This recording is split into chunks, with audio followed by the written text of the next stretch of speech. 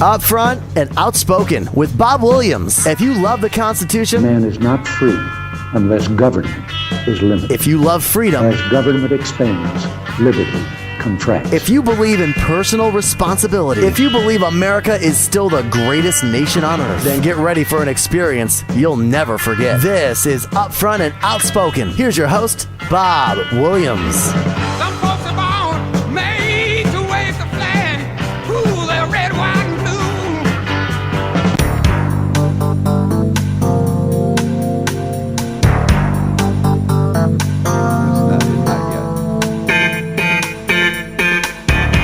And good morning. Welcome to the program. This is Upfront Outspoken. Of course, I'm your host, Bob Williams. And what can I tell you? I have a very special guest here in the studio with me, James Napier. And I always pronounce his name wrong. He's going to correct me as always. James, pick up the mic, say good morning to everybody. Top of the morning to you, Mr. Bob, and indeed it is Napier. Napier. See, how come I always screw it up? You know how it is. Duct tape and Gorilla Glue will do many things, but it can't fix some things. What can I say? James, I'm glad you stopped by the studio, and this is, you're one of the first people that stepped into our little humble abode here, and James now knows why we need to move. Now, James, I want to talk to you. You have been involved over the last several years with helping other children because you yourself are a survivor of childhood leukemia. Now, one thing I want to ask you is what started your quest to help others? Well, I mean, it took a lot of people back home, that stood up basically as family, coming to help my family.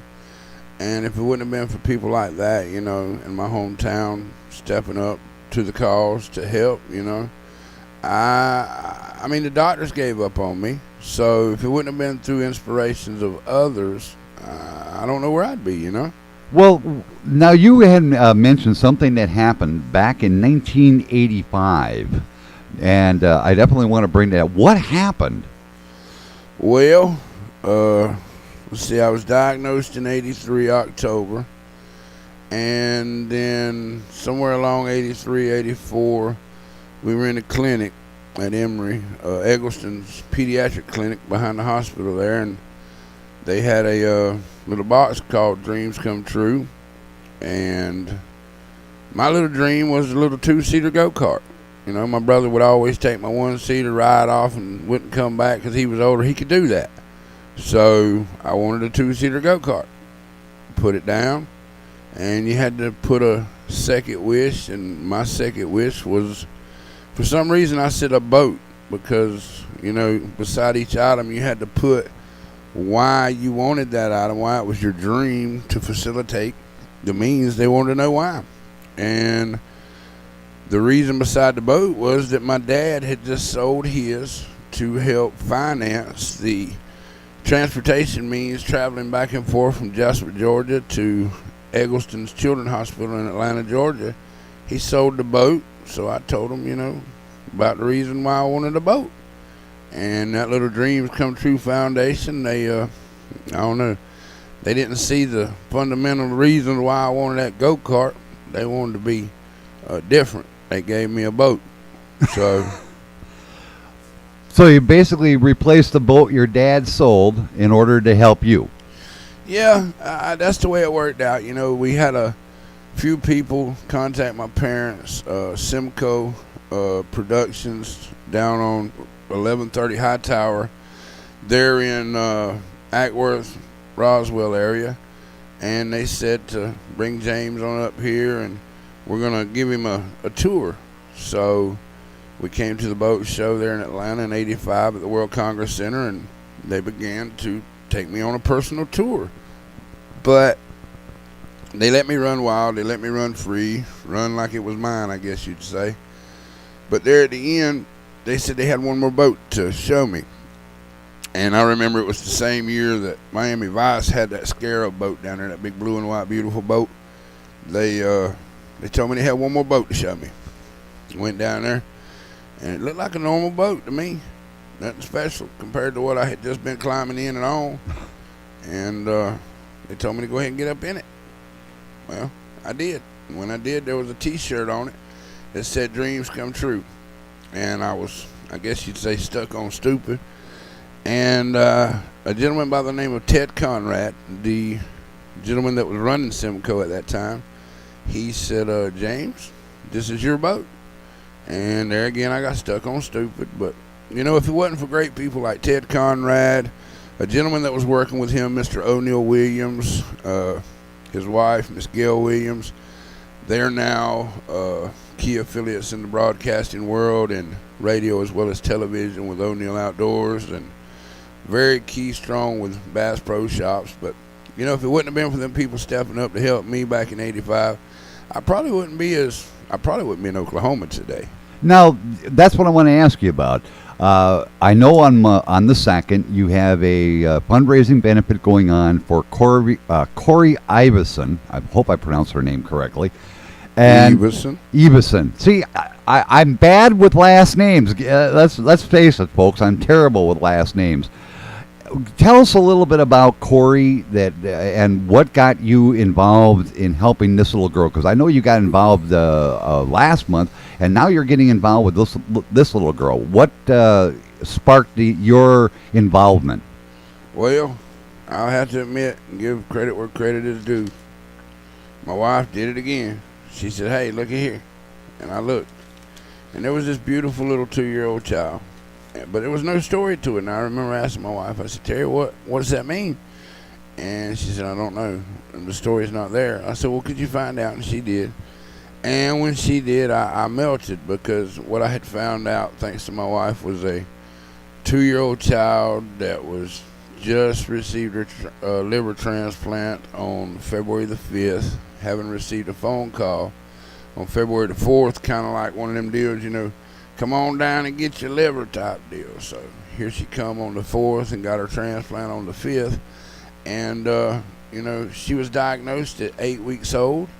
And, you know, here she is 2 years old. You know, she's been robbed of her childhood, and now she's in a predicament that I had the pleasure of actually stopping and seeing her yesterday in Atlanta. And, man, she picked up her shirt and she showed us her scar. And even the mother said, Miss Paige Evenson said that, you know, it's crazy to believe 2 weeks ago this child was in a very temperamental, shall I say, very life-threatening situation. Right. And, you know, here she is now 2 weeks later, just running around, having the time of her life, looking normal.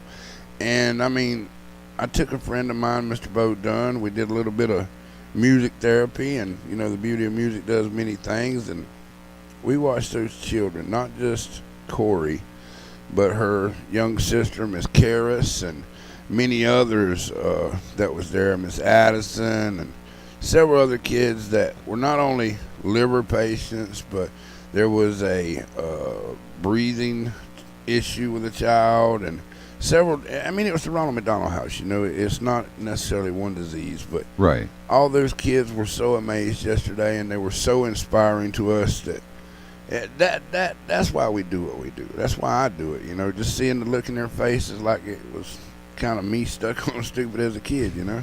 Well, the thing is, you know, to be in your position, to see these children, for me it'd be very difficult, but yet you seem to light up when you're around these children. Would you say that has to do in part because of what you experienced? Well, I mean, there again, you know, if I wouldn't have been there back when I did, and I always said we were the guinea pigs back in the 80s, but even now today, there's a lot of kids that are still guinea pigs. But, you know, even in 83, 84, all the way up to 90, when I quit going to Eggleston, I was looking at my mom's photo album the other day that she had made before she passed away in 04.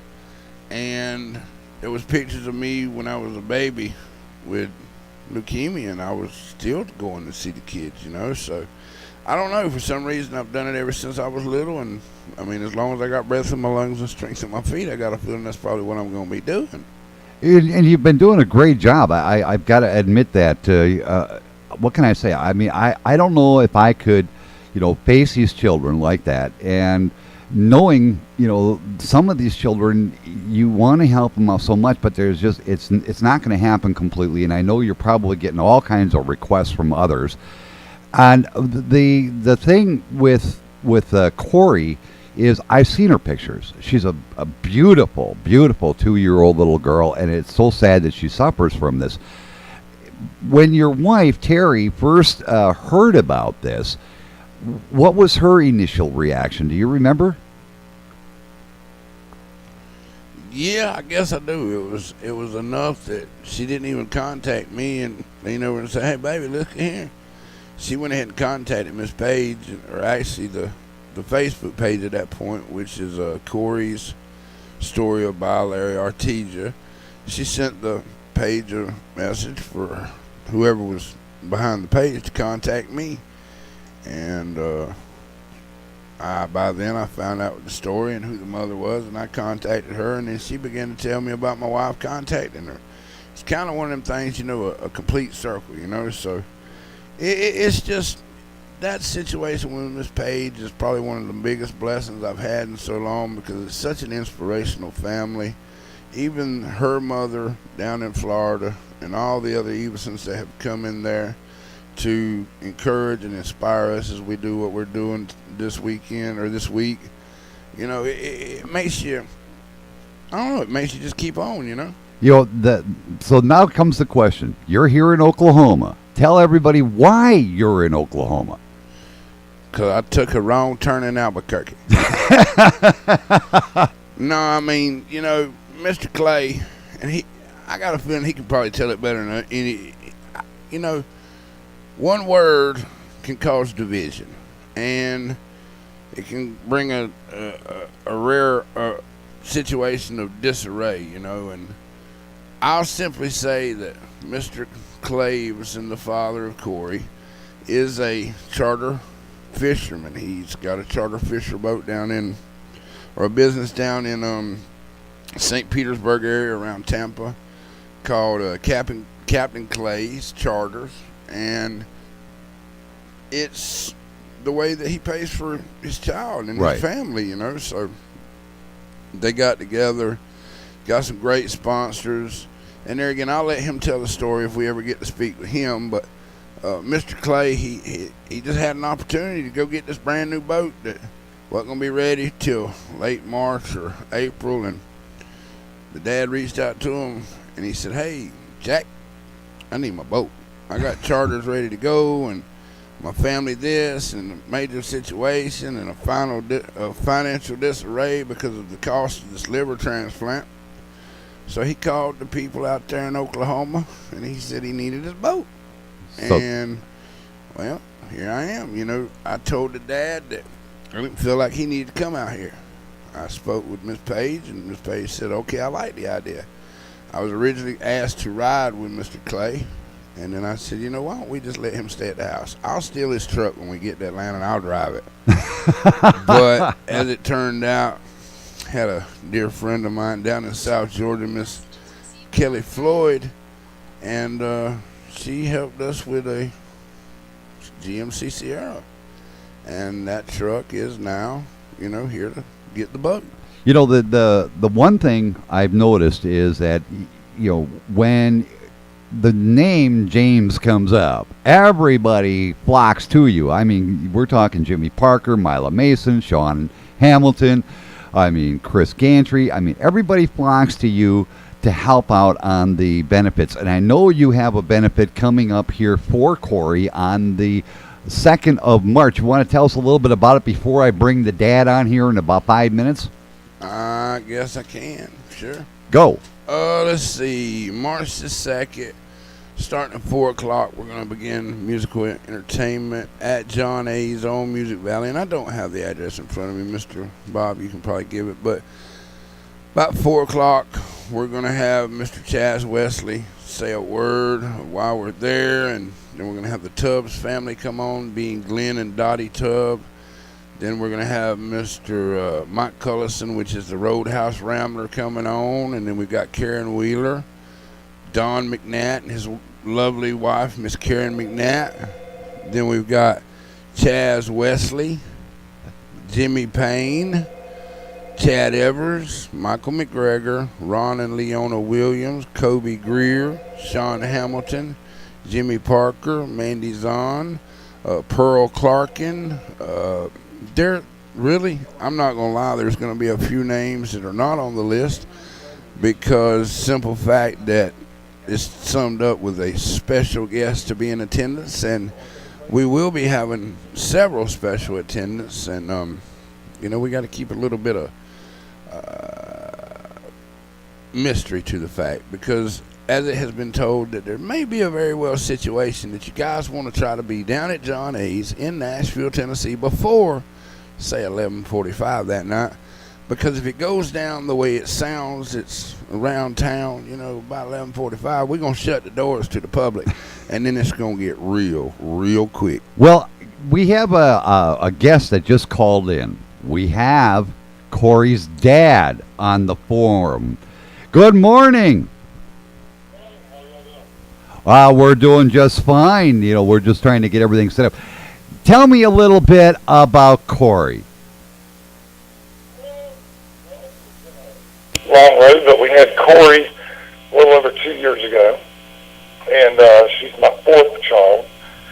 And at about 8 weeks old, had a routine doctor's visit. The doctor didn't think something was right, so he decided to run some blood work, and we found out she had a rare liver disease called Biliary Atresia, which is only, I've heard a couple of different numbers, but most people say it's about a 1 in 25,000 chance of your child having it.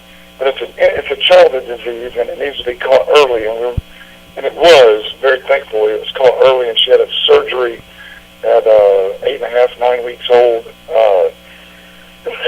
to help her prolong the need later for most likely needing a liver transplant, which she got February 5th this year. And how's Corrie doing? Oh, she's doing great. I'll tell you what, children are resilient. It's amazing. 3 or 4 days after having a brand new liver, she actually stood up out of bed for the first time. It blew us away. And now she's running around, laughing, playing. Her color's better. She's happier. So she's got to be feeling better. I've got James here in the studio with me, and I have to ask you, how did you two come together? That's something to be better asked my wife. But my wife is a collector of people, she says, and somehow James' family and my family got hooked up through Facebook, and they got to talking, and my wife told me, there's this guy that wants to help out, and he said he'd even go get your boat for you if you need to. And I was like, really? It's like, that would be a huge blessing, because I've got my children spread out across the southeast, and my son had been in Florida for 2 weeks and hadn't seen me, and I had just talked to him on the phone, and he was all tore up and missing Dad and begging me to come home, and I kept telling him, I'm going to have to go to Oklahoma. I'll be home in 5 days, 6 days, and he was upset. And then my wife said, well, I've been talking to this guy, James, and James said, he loves drive. If you need him to go get the boat, he said, just call him, and he'll be there. And so I talked to him, and they're doing some other things, too, with a concert and stuff like that. But my daughter somehow has the ability to pull at the heartstrings of a lot of people, and I think it just struck a chord with James, and so they've really, he and his wife have really reached out and tried to give us a hand. The thing is I've known James just a short time, and before you came on, him and I were talking, and the impression I get, and I'm sure my audience is getting, is that when it comes to children, because of James, dealings himself as a child, this is what is inspiring him to help other children. And for James, so I'm going to say it right here, right now, if there was a medal given out for this, he would deserve it, because this is one gentleman that is indeed comes to the bat when children are there. And I got to say, right off, I've seen pictures of Corrie. She's a beautiful little girl, and as a proud papa, I bet you are so glad to see her up and running around like a normal 2-year-old now. Oh my goodness, you have no idea. Yeah, it's amazing, and modern medicine's amazing. I thought they would have her in a bubble for a month, and it was I want to say it was about a week after the transplant that they let us move out to the Ronald McDonald House, which is such a huge blessing. And but yeah, she's doing great, and I tell you what, it is amazing. We lose faith a lot of times in the people around us and think that there's nobody to help. I tell you what, when this first happened to us, I never imagined anybody even wanting to help us out with anything. I thought, well, we'll just do this on our own. It's no big deal. But I'll tell you what, it's amazing the people like James and others in our lives that have really stepped up and without us even asking. You know, and that's what really amazes us is we didn't go out looking for help because we didn't know that help was there, and people just stepped up to the plate. It was really amazing. You know, that's one thing. When it comes to children, people generally open up their pocketbooks as much as they possibly can, and we do what we can to get the message out as well. I have to say that. But you know, the one thing is that you were talking about the financial burden this has placed on you and your family. What, on average, what is the cost for the transplant? Oh, Lord, they have not even talked numbers. I have no earthly idea. I was sitting around with my wife today saying, we got to be somewhere in the millions. Wow. We have no idea. We're very fortunate. A lot of the costs are going to be taken care of. We really have no idea what the actual cost is going to be. The biggest burden to us was the loss of work and the travel and that kind of stuff. But other than that, we really have no idea.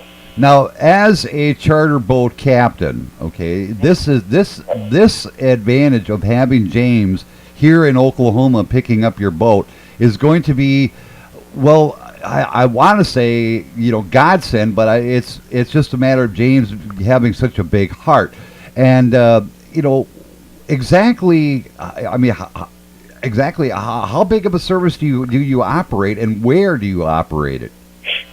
I fish out of the Tampa Bay area in Florida. It's my full-time job. It's just me. I don't have any other charter captains or anything, but I'm on the water about 250 days a year. So, yeah, having the boat's really important. And I had plans set up to go to Pensacola, pick up a friend, go out there and get it. And, excuse me, the blessing has just been that I could come home, I can go to my son's baseball game for the first time in 3 weeks. I can take the burden off Grandma, who's been watching kids. Yeah, it's been a huge relief. And I am not a big fan of being in the car either. I get anxiety on long drives. So it was even a mental reprieve knowing that somebody would take the time and go out and help me out with that. And once again, I got to thank James and everybody that supports the organization for helping them out. You know, the one thing I'd like to know on a more personal level is, you know, what kind of response have you been getting from Corrie herself regarding what is going on with her? I mean, what has she said? What has she said? Like, Daddy, you know, I do this, or Daddy, I do that. You know, directly from Corrie, in your own words, how she take to all this? You know, she takes it like a champ. She's one of my strongest little kids. I would say that she doesn't know any different because from the time she was 8 weeks old, we were going to hospitals and she was getting poked with the needles and getting cut on, and she's never complained too much at all. But I don't think that she knows any other world other than seeing doctors and being poked and prodded, and so she doesn't complain. What's crazy is she smiles all the time now. So she seems to be, she's gotten to feel better.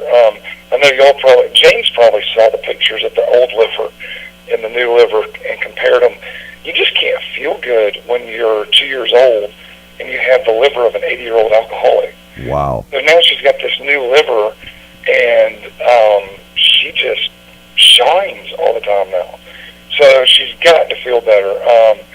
And you can just see it in the way she runs around and plays and laughs. And and giggles right now. It's amazing. She'll never be healed. She no longer has this disease, which is amazing, but she'll always be a transplant recipient, and there'll always be cautions and precautions you have to take the rest of your life. But we crossed a major hurdle that we knew was coming one day. We didn't know exactly when it would come, but we do feel major relief being on the other side of this major hurdle with her getting a new liver. And the doctors say that if everything goes well the first 6 months to a year, that the odds are 90% that she'll never need another liver. No. She'll live a mostly normal life. She'll only be on one medication eventually one day. And she will always have a lower immune system because she'll always be on anti-rejection medication. But other than that, they say she'll be able to play sports and do everything all the other normal kids do. Wow. Now I know James is sitting here. He's got something to say, so I'm gonna let James say what he wants to say. Well, I guess I was gonna do my little keeping it real moments. I can't hear James too much. Yeah, I know. We sit here and we accept the fact that Mr. Clay, being a great man that he is, he's also forgetting to mention how humbling of a situation this family is, because you see, in the past few years, when I have these benefits, a lot of times the families really need help, as well as this child does. But what touched me about this child is they were trying to raise $50,000, and it was not for personal gain. It was for a nonprofit organization on behalf of Biliary Atresia, and it was going to be donated, and still is going to be donated in her name to that 501c3. And I'd like to also point out they do have a Corrie Eavenson Family Fund, and as I was speaking with Miss Page yesterday, they've got two key links that really the mom can give, or maybe even the dad can give, but got one link going to an organization to help other families just like hers, and then she's got one that's for her and her family. And what I'd really love to see is people to step up and take a stand and accept the challenge. And if they're gonna say donate $10, we'll give $5 to this and give $5 to that. If they're gonna give $1,000, put $500 over here and put $500 over there. Let's respect the fact that this young lady's family was so much in need that they even still are trying to help others. And I'd like to get either the mom or dad in here to tell you of the actual two links and what they serve purpose for. But I don't want that fact to be overlooked, because it's a humbling fact to see a family in need and need help, but yet still in their most dire moment trying to help someone else, And once again, I want to bring Corey's dad on here. James was just talking about a couple of links where people can go to help you guys out. Do you have those links handy with you? Oh, Lord, I do not.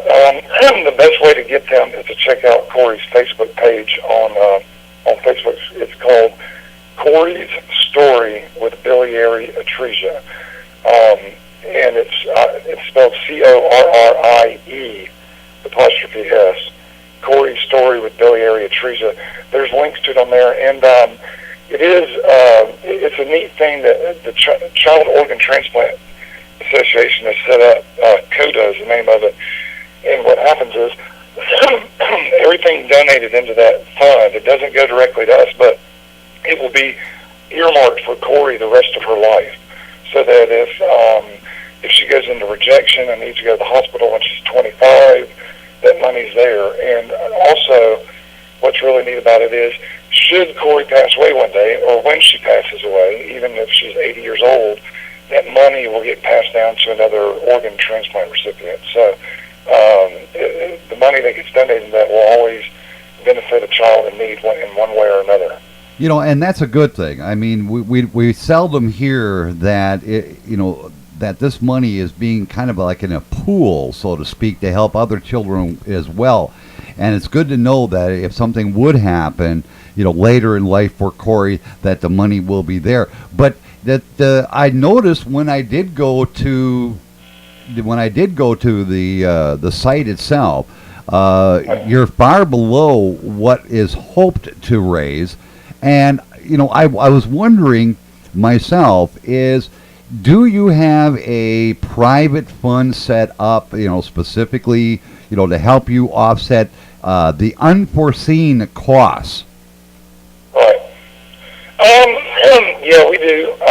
There's a Regions, a company or a bank here in Florida, I think around the southeast, called Regions Bank, and you can make a donation there, and all you have to do is say that it goes to the Corrie Eavenson Family Fund, and that has been a tremendous amount of help. They had a big fundraiser with a 5K a while back, and some of that money went in there, and it's helped. And I don't even know if James knows. I don't know if Paige told James. I mean,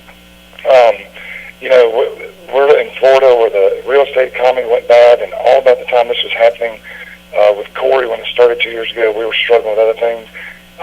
We just filed bankruptcy. The house we're losing the house. We have to start over. It's crazy. But, with the generosity of the people, we have not been without. And through working, and we work tirelessly to keep our heads above water, and things are turning around. I got on pro staff for Blue Wave boats that have gotten behind me, so now that I'll never be in a bad situation with a boat again where I owe more than what it's worth. Now I'm in a boat every year.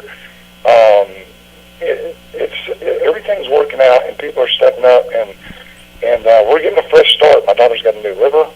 We're going to start over with new finances after the bankruptcy, and it's a good feeling, and it's a great feeling to know that should we falter, there's people there to help.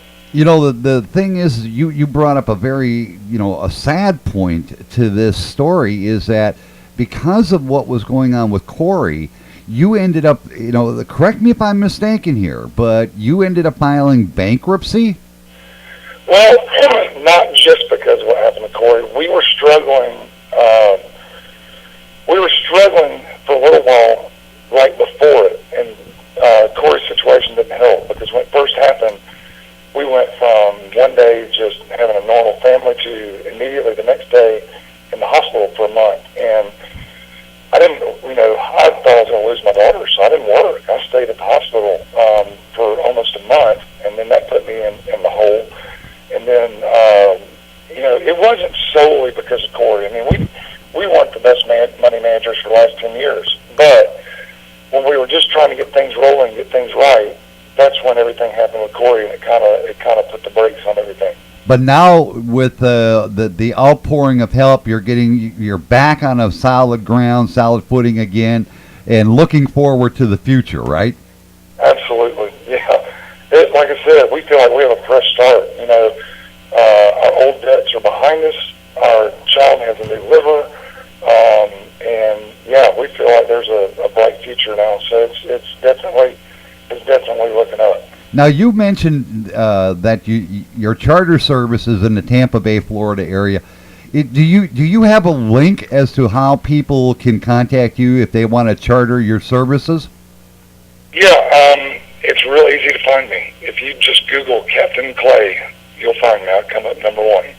Wow. How simple is that? Captain Clay. Okay. There you go, everybody. So if you're in the Tampa area or you're anywhere, help this family out, because if you charter him for a day, you're also going to be doing it to benefit Corrie as well. The one thing I've always wanted to ask a captain, what's it like to be on the ocean? Oh, it's great. It's the best office in the world. I'm stuck in a studio. Give me a break here. I mean, I'm stuck behind a microphone, quite a bit of the time here. So, I mean, I'd love to be able to get out, and do what you do. You're doing a bang-up job in it, and as a father, you've overcome more obstacles than I thought I could ever do. And you're doing great. You're holding up. Yeah, we're going to be fine. There you go. Now, I want to ask you, your wife, like you said, she's a collector of people. Well, what do you mean by that?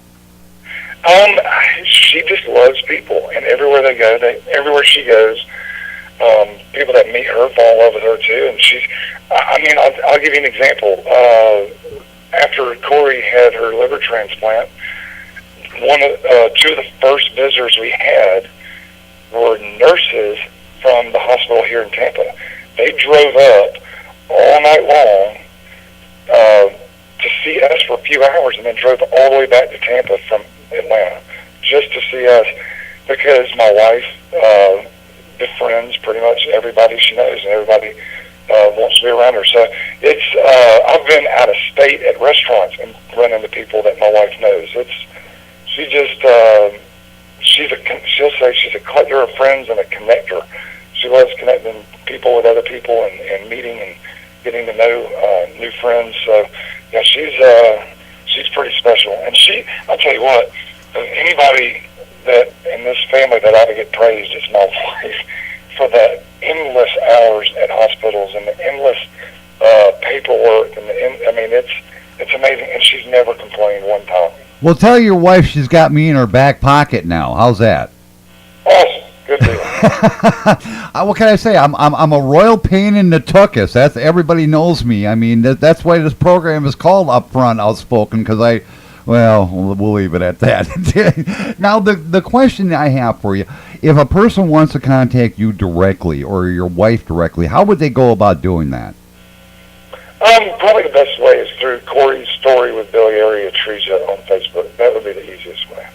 And she checks the messages there quite frequently? Oh, yeah, she's on it every day. Okay, there we go. The thing is I see stories such as yours, and it does humble me when people like James, step to the plate and they show exactly what humanity is like. And you briefly touched on it, that you were surprised yourself at the outpouring of support your family and Corrie has seen, basically. Is there any special message you want to give to all of our listeners about this? I would say I tell people that now that we've gone through something like this, or going through something like this, that my heart has softened a lot. And James will tell you, a lot of the reason he does what he does is because he's been through something like this. Right. And I would say, don't wait for a tragedy in your own life before you feel the need to be unselfish, and before you feel the need to be generous with your time and generous with your efforts. Because for years, most of my life, my first 3 kids were blonde-headed, blue-eyed, freckle-faced, beautiful, perfect little kids. And, you would hear things about somebody struggling with something. You'd be like, oh, man, I feel sorry for them. Wish I could do something. Oh, let's go to the baseball game. And you just don't really feel what they feel. Well, after something like, and James will tell you, after you've been through something like that, your heart breaks so much more for the people that you see go through those things. So forever, the rest of my life, I will be much more generous with my time and much more generous with my efforts and my deeds and my money. Because I know what it's like to go through something like that. And I wished I hadn't waited until having to go through this to feel that way. But that would be what I would tell people is, soften your hearts now. Don't wait until something happens before you realize how much help you can actually contribute to somebody else. I'm assuming right now Paige is up with Corrie. Am I correct? Yes. Yep. Okay. And you're in Tampa. Yeah, I drove home Saturday. So today's Monday. I drove home Saturday. And it's got to be hard on you being separated from your family. I mean, how do you overcome that emotion? Knowing that this is going on up here in Atlanta and you're all the way down in Tampa. Well, it helps a little bit having complete confidence in your wife and knowing that she's more than able and capable. But it also helps that my parents are in Atlanta, so if she needs anything, they're there. Her parents are here to help me with my older 2 kids. But yeah, it stinks to miss each other, but it's not been unusual either. Early on, when my wife and I got married, I actually played minor league baseball with the Yankees, and so I would be gone 6 months at a time, and it wasn't easier to find then either, but luckily she's very independent, and I'm much more the dependent one in the relationship than she is, but it helps having my two older ones here being with me, so I'm not lonely, and they keep me busy. Like I said, I got in Saturday afternoon, and by Sunday morning, I'm coaching baseball again, and it was a great feeling to be doing it because I've been staring at hospital walls and stuff for almost 3 weeks. But so it helps definitely having my older kids with me right now, and knowing that my family's up there to help her if she needs anything. You know, you just brought up something a couple seconds ago that I didn't know. I mean, James never told me. You played with the Yankees? Yeah, that's how I ended up in Florida. I got drafted out of high school. I played 1 year of junior college ball before I signed, and I moved to Florida when I was 19 for spring training and never went home. Now, you know Ed Till that comes on right after me here this morning. He is a big Yankees fan. Yeah, I think you just made his day. Well, I had a very non-illustrious minor league career, and unfortunately, minor leaguers don't make a lot of money. But it was a very fun. It was my lifelong dream, and it was a great experience. And in fact, the first person I met when I got out of my vehicle in Tampa was George Steinbrenner. It was a wild experience. What position did you play? I was a pitcher. Pitcher. Oh boy. I could never hit that little ball. You know, now if it was a softball, but I was. You were my favorite type of batter. Gee, thanks. I appreciate it. I'd be the strikeout king of history. I played Little League. You know, I did play Little League, and I was known as a strikeout. I think I've only had one hit in my entire career as a Little Leaguer, and it was a double. And then I screwed up, and I got tagged out. So, but you know, what was it like being when you were in spring training camp and you with these greats? What was it like to be around, you know, the superstars? Well, it's pretty crazy because you'd sit there and think, I've got that guy's baseball card. You know, he's walking by your locker. It was pretty cool. But like I said, I had a very non-illustrious minor league career. Really, I look back on it now and think, you know, God gave me the desire for baseball just to move me to Florida so I could meet my wife, because my baseball career went nowhere. But I met her, and I've been in Tampa Bay ever since. That was 1997 that I moved to Florida. So it was a great experience as a kid, but you know, once I moved down here and got married and baseball was over, and that's really how I ended up fishing for a living as well. After baseball's over, we got real jobs, and it just, you know, didn't seem like a great consolation prize to have to work for a real estate company or a construction company when all your life you wanted to be a baseball player. And one day I'm sitting in our house, and I was in real estate. The real estate market had crashed about 10 years ago, and I just wasn't happy. And my wife looked at me and said, "What do you want to do?" And I said, "Well, I want to fish." I said, "But I don't know if there's any money in it." And she looked at me and goes, "Well, I would rather have a happy husband than a rich one. So you go do tomorrow what it takes for you to fish for a living." And I did, very next day. So you got a very, very supportive family surrounding you. That's a good thing. Oh, You know, that's just the thing. You know, I hear your story. I've heard a couple of other stories, and it seems that, you know, and I'm going to get your opinion about this. The family unit today, you know, for the most part, isn't there. But when I hear stories like yours, and I hear stories from other people, it seems that you are on probably one of the most solid foundations I have ever heard of, because you have such a support system. You know, am I right or am I wrong in that today's family unit is, well, I want to say dysfunctional? Yeah, I would agree. It is not the family unit as a nation as a whole. I'd say the family unit is not what it was 50 years ago. It's not. It doesn't seem like it's the foundation of everything solid anymore for for people. And James tell you, family is everything. If God, family, and friends, right? And if you're missing one of those legs, it's really hard to stand up. That I gotta agree. I remember when I was growing up, I came from a family that was, torn apart by divorce, and it was tough on me. But the other thing, I know we've only got about 10 minutes here yet, and then I got a break for news. But I want to ask you is, are you or is Paige going to be at the benefit itself on the 2nd? Paige and I believe maybe Corrie. I think Corrie's going.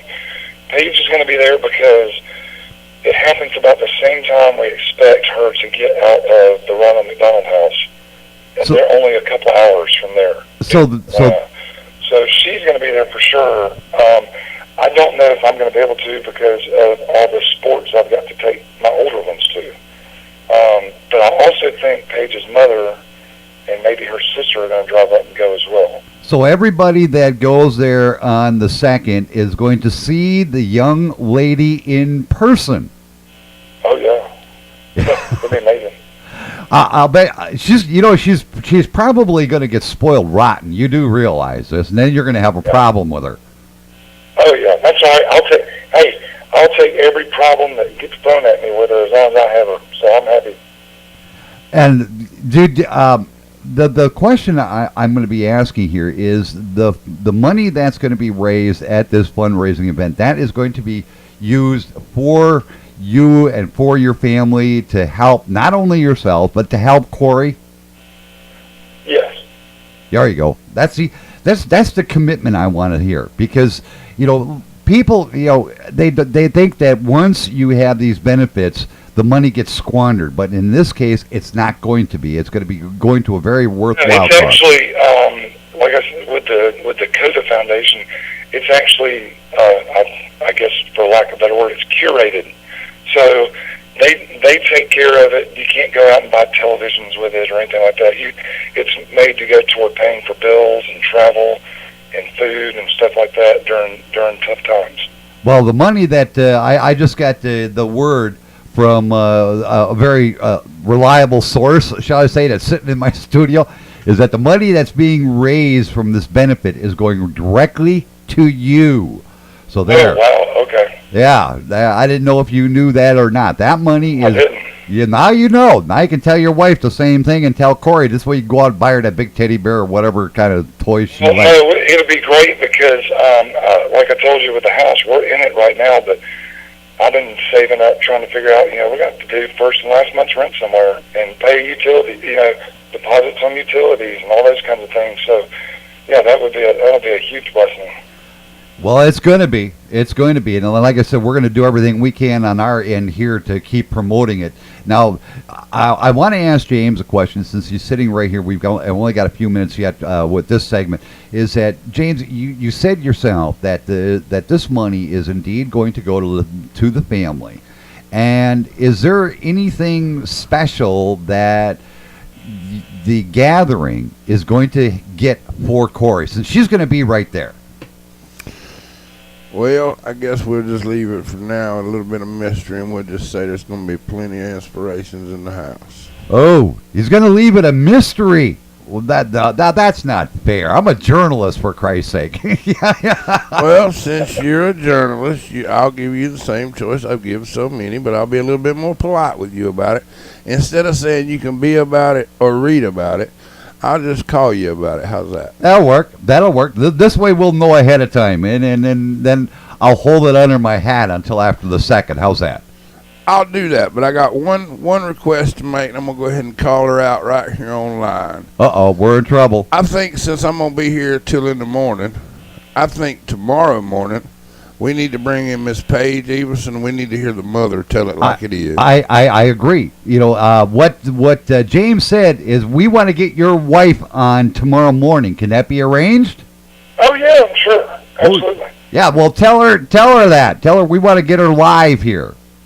Okay, absolutely. Now we've got a couple of minutes left. once again, I want you to tell me, number one, where people can contact you to charter your boat. Secondly, where people can make a donation, and then I'm going to have James once again tell everybody where this benefit concert is. So tell us, number one, how they contact your charter service. Number two, how they contact you. Well, you can contact me easily through CaptainClay.com, and that's spelled all the way out, CaptainClay.com. Or if you just Google Captain Clay, you'll find me. Then you can also get on Facebook and contact myself or my wife through Corrie's Story with Biliary Atresia on Facebook. There you go. And then, James, once again, tell everybody where the concert is going to be and a couple of the artists that are going to appear. All right, I've got it in front of me now, the actual flyer. Thanks to our dear friends, Mr. Ed Till, Steel Horse Hauling, Plateau Music, and, of course, Smoking Glass, Keeping It Real, and my dear media affiliate there, Mr. Bob Williams. Uh-oh, I'm in trouble. going to have to tell it like it is. 2421, that's 2421, Music Valley Drive, Nashville, Tennessee, at John A's. It is directly across from Gaylord off of Music Valley Drive. If you get off of Music Valley and you take that left or right going towards the Opry Gaylord Auditorium, instead of taking a left at that light and going into the front entrance of Gaylord, take the right there by going towards Cracker Barrel. Stay to your right, and you will run dead into John A's, and it will be the best contemporary traditional country music venue in town without being at the Opry. There again, it will be at 2421 Music Valley Drive, Nashville, Tennessee, starting at 4 o'clock till close. We're going to have such musicians as the Tubb family, the McNatt family, Karen Wheeler, Chad Evers, Jimmy Parker, Kobe Greer, Mandy Zahn, Chaz Wesley, Michael McGregor, Sean Hamilton, Jimmy Payne, Ron and Leona Williams, the Roadhouse Rambler, Pearl Clarkin, and several special guests. There you go. It's going to be an exciting time indeed. Clay, I want to thank you once again for taking time out of your hectic day to join us here live in the studio. Well, no, thank you guys. Hey, and Phil James, thank you. He's made 2 big kids here in Florida extremely happy to have Daddy home while James helps me out. He's over there bobbing his head. You know, like those little bobbing heads that they have. He's over there bobbing his head. Yep. That's what you call keeping it real, baby. There you go. All right, Clay, I'm going to let you go because I got a break for news. And once again, Clay, thank you for coming on, and we look forward to getting Paige on here tomorrow morning. Sounds great. All right. Thanks again. Bye-bye. All right. Now you heard it. You heard it, folks. You heard it directly. Come on. I know you can do it. I know you can help this family out. And, if you don't, I'm going to tell you what. I'm going to come there, and I'm going to knock on your door. I know who you are. I see you through the microphone. If you believe that, I got a bridge in Brooklyn for you, too. All right. When I come back right after break, I have a very special guest that's going to be joining me. It's Savannah. You better wake up. This is your wake-up call. I'll be right back.